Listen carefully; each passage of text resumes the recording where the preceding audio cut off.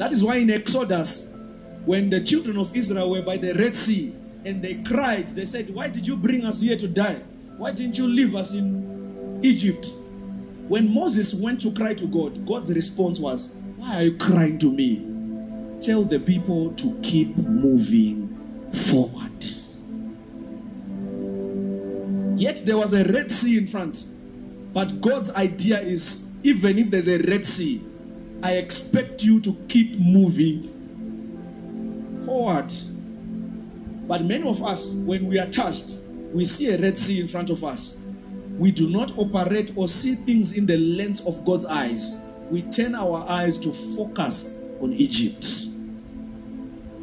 So many of us today, we are by the Red Sea, or maybe by the Jordan River. You are about to cross into Canaan, but the Jordan is behind you. You are facing Egypt.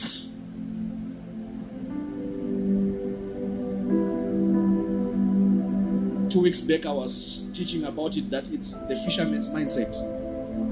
The fisherman is facing Jesus, but he's still telling Jesus that I have toiled all night and caught nothing. We should have the mindset of Jesus. The mindset of Jesus is lower your nets for a great catch.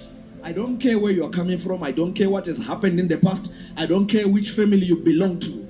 I don't care about the color of your skin. Launch down your nets for a catch. So God wants us to keep moving forward. And I believe that many of us as believers, that is the reason why we are here. We keep on moving. Although there are challenges, although there are hands that touch us, although there are things that try to stop us, but we are keeping on moving what? Forward. If Jesus himself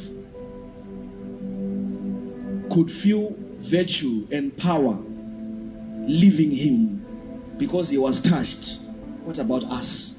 So God wants the best for us. God wants the great for us. If only we align ourselves to his will and expect him to rearrange us every time he touches us. Because when a special touch comes, you are promoted to another level. Then you maintain that level, you are promoted to another level. Each time something comes to destabilize you, like what we are reading here, something comes to stop you, something comes to make you turn around, something comes to delay you, it means you are due for promotion. Because Satan does not wage war with people who are not going anywhere. Let me say it again. Yes, the bigger your devil, it shows you the bigger the destiny.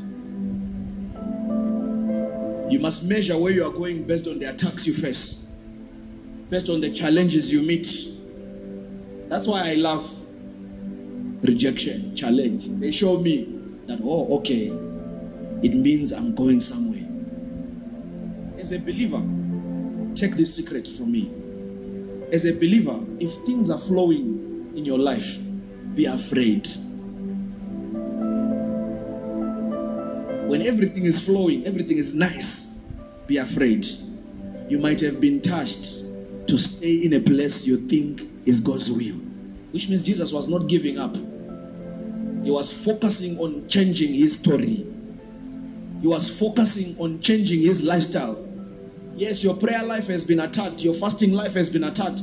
Your marriage, your business. But are you still looking around on making it work? Are you still looking around on making your prayer life work? Are you still looking around to find out how best you can make the business prosper? One of the biggest blessings is to know where you are falling so that you don't fight a losing battle or you don't beat the air. Many of us, we are boxers, we are wearing boxing gloves, but we are beating the air. We do not beat our opponent. When you know your opponent, you will know where to strike. If you know that the reason why I'm failing, it is because I eat 3 times a day, you start focusing on not eating 3 times a day. But if you just don't know, I don't know the problem I have in my stomach. I don't know if it's eating. I don't know if it's drinking. I don't know if it's fasting. I don't know if they are bewitching me. I don't know if it's the dream. You fight a losing battle because you are throwing your punches everywhere. Jesus was looking around to see who did it. When the axe head fell in the water, And the sons of the prophet ran to Elijah, whatever the case might be. The prophet asked, where did it fall? This is a man of God, a prophet. He should have prophesied to say it earlier. But he asked the question, where did it fall? Because these are the ones who were with the axe in the woods, cutting the tree. So they know where the axe had fell. They don't need a prophecy, they know.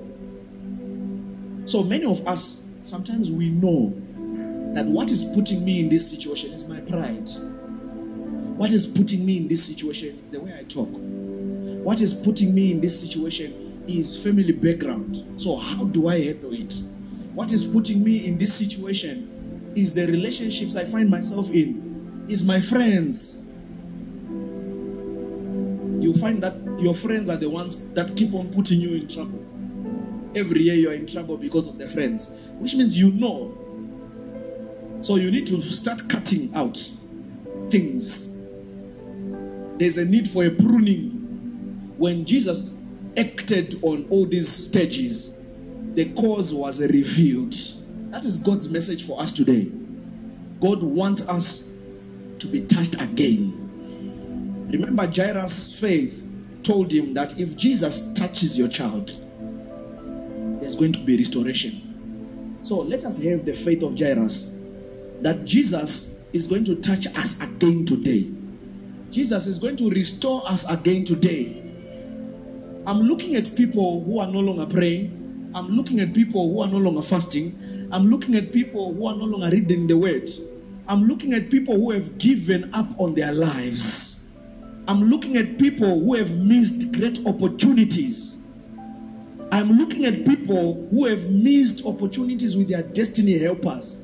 Hear the voice of God. A special touch is rearranging you and placing you in your rightful destiny. God, with all his heart, wants every one of us here today to be restored to their former glory. When I say the former glory, it is the glory you were given the time you were born. That might have been snatched by the enemy. That might have been taken away by our lifestyle. That we might have lost along the way. Today is a day of restoration.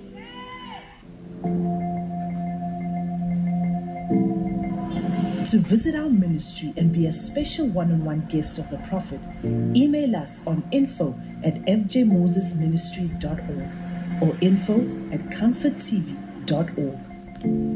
Alternatively, you can visit our website on www.comforttv.org.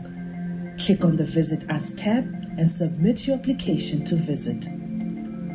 All communication to visit the Revelation of Christ Church and be a one-on-one guest is done through the official website and emails and not on any other social media platforms. Please be advised not to make any travel arrangements before receiving confirmation to visit from us.